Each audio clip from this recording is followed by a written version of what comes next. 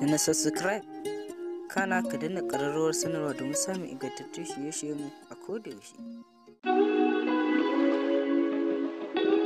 Tsohuwar matar ADS Zango Mamai Haydar ta mayar da martani mai zafi. Martanin Zainab Indomie a karo na biyu. A kwanakin baya wani bidiyo ya yi yawo ta nasihar da wata mata mai amfani da kafar sadarwa mai suna Giro Mata ta yi wa tsohuwar matar ADS Zango Amina Uba. Kan yadda take sakin bidiyo tana rungumar ɗanta, duk da kasancewar ɗanta ne, amma take ganin hakan bai yi tsari ba, kasancewar yaron ya girma ko bai balaga ba yana hanyar balaga. Sai dai Amina Uwa bata ce ko uban ba akan abin. Ta ci gaba da yin bidiyoyinta har ta rufe sashen tsokaci a shafin nata saboda kar mutane su tofa albarkacin bakinsu kan bidiyoyin da suke yi da ɗanta. Amma wani abin mamaki da ya ɗauki hankalin mutane shine ta yadda Amina Uba ta mayar da martani mai zafi kan wata mata da ta yi comment a ƙasan wani bidiyon tattauna da Ahmed Nagudu ya yi da ita. Sannan ya wallafa bidiyon a shafin nasa.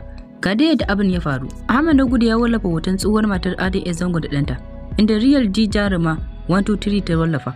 Wannan yaro bai mori uwa ba wallahi. Ahmed Nagudu ya ce mata, ko me yasa kika faɗi ce haka? Amina Hassan ta mayar da amsa kamar haka. Bari na ita. Ta ina ɗaya daga cikin jaruman da za ta yi haka ta tafi a banza. Har gidansu zan sa sojoji su ɗauko ta cak in ga uban da zai tsaya mata. Real DJ Jaruma 123 ta ƙara mai mata da amsa. Ke ce wuya jaka dabba. Da yawa daga mutane na ganin abin kamar bai dace ba, duk da kasancewarta na mahaifiyarsa, amma da ganin alamu ko yaron bai balaga ba yana dab da balaga. Da fatan Allah shirya mana zuriya a amin.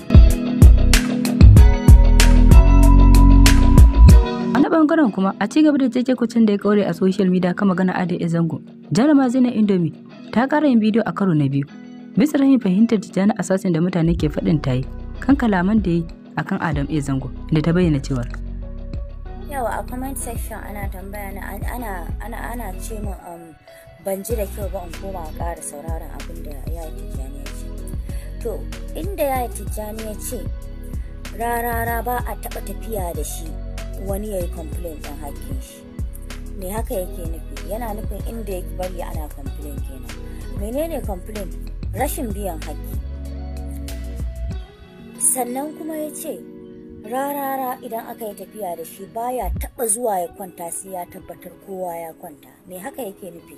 Rarara ya san darajar waɗanda yake tare da su.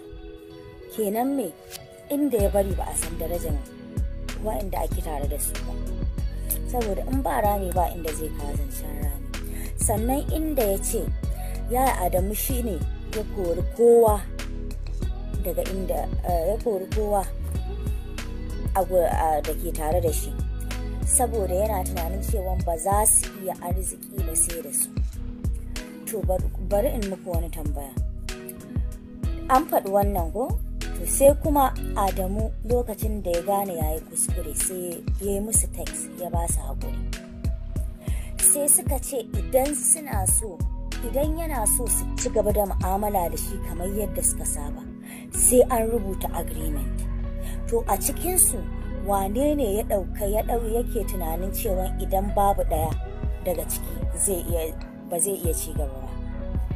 Idan har shi ne yake tunanin cewa in babu shi ba za su yi arziki ba, me yasa su ne suka yi demanding agreement kafin su dawo yadda suke da? Haka ba wai kirkiran maganan ne ba. Yadda na ji shi na fahimce shi haka na faɗe shi kuma haka yake. Ku sauraron maganan kawai kun kalli bidiyo kun saurari maganan ne, amma ba ku tsaya kun ma maganan dogon tunani ku gane menene saƙon maganar ba. Amma saƙon kenan. Akwai wani proverb da ake cewa when you are happy you enjoy the music, but when you are sad, you understand the lyrics. To ku viewers kawai ku labarin kuke, kawai kun ci kuke. You are just listening. Kawai kuna jin abin da ke faruwa ne. To amma wanda yake faruwa da shi shi ne zai tsaya ya fahimci abin da ke faruwa, ya gano ansar da yake nema a abin da yake faruwa.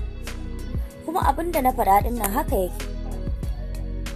Da na subscribe, kana ka danna ƙararrawar sanarwa domin samun ingantattun shirye-shiryenmu a kodayaushe.